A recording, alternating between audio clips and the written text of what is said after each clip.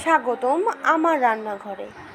আশা করছি যে যেখান থেকে আমাকে দেখছেন সবাই অনেক ভালো আছেন, আমিও ভালো আছি।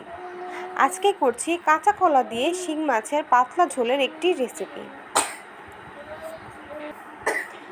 প্রথমেই শিং মাছগুলিকে আমি খুব ভালো করে ধুয়ে পরিষ্কার করে নিয়েছি।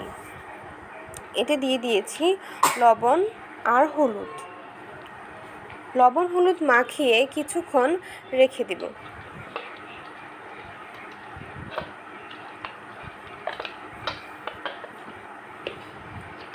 কাঁচা কলাটা আমি সেদ্ধ করব না, সেদ্ধ করলে কাঁচা কলার পুষ্টিগুণটা কমে যায়। সেজন্য লবণ হলুদ মাখিয়ে কিছুক্ষণ রেখে দেব। এতে করে কাঁচা কলার কষটা বের হয়ে যাবে। 5-6 মিনিটের মতো মেখে রেখে দিয়ে তারপর ধুয়ে নিলেই কাঁচা কলার সমস্ত কষ বেরিয়ে যাবে। এই তো গরম কড়াইতে আমি মাছের টুকরোগুলিকে ভেজে নিচ্ছি। তবে খুব সাবধানে মাছগুলিকে ভাজতে হবে। শিং মাছ ভাজার সময় খুব ফুটে। আপনারাও চাইলে আমার মতো অর্ধেক ঢাকনা দিয়ে ঢেকে ঢেকে মাছটা ভাজতে পারেন। এখানে মশলাটা রেডি করে রাখছি। জিরা বাটা, লবণ, মরিচ, হলুদ আর সামান্য একটু জল দিয়ে একটা পেস্ট তৈরি করে রাখলাম। এদিকে মাছের একটা সাইডও ভাজা হয়ে গেছে, উল্টে দিচ্ছি। অপর পাশটাও একইভাবে লালচে করে ভেজে নিচ্ছি।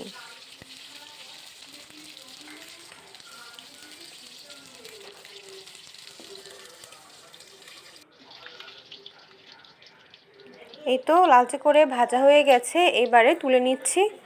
বাকি টুকরোগুলিকেও একইভাবে দুই পাশ লালচে লালচে করে ভেজে নিচ্ছি। গরম কড়াইতে দিয়ে দিয়েছি সাদা জিরে। সাদা জিরেটা সুন্দর গন্ধ আসা পর্যন্ত ভেজে নেব। এখন দিয়ে দিচ্ছি কাঁচা কলার টুকরোগুলি।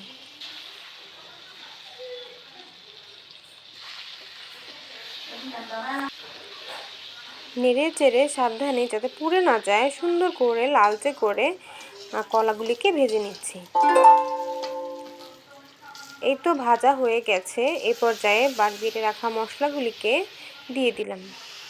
সামান্য একটু জল দিয়ে বাটিটা ধুয়ে মশলাটা এখানে দিয়ে দিয়েছি। নেড়ে চেড়ে খুব ভালো করে মশলাটাকে কষিয়ে নিচ্ছি। যারা আমার চ্যানেলটিকে সাবস্ক্রাইব করেছেন তাদেরকে অসংখ্য ধন্যবাদ। আর যারা এখনও সাবস্ক্রাইব করেননি প্লিজ চ্যানেলটি সাবস্ক্রাইব করবেন, লাইক কমেন্ট করে জানাবেন। কথা বলতে বলতে এইদিকে আমার মশলা কষানোটাও প্রায় হয়ে এসেছে। মশলাটা কষানো হয়ে গেছে। এ পর্যায়ে দিয়ে দিয়েছি গরম জল। চুলার আঁচটা বাড়িয়ে ফুটে ওঠা পর্যন্ত অপেক্ষা করছি। এই তো ফুটে উঠেছে। এখন দিয়ে দিচ্ছি ভেজে রাখা মাছের টুকরোগুলি।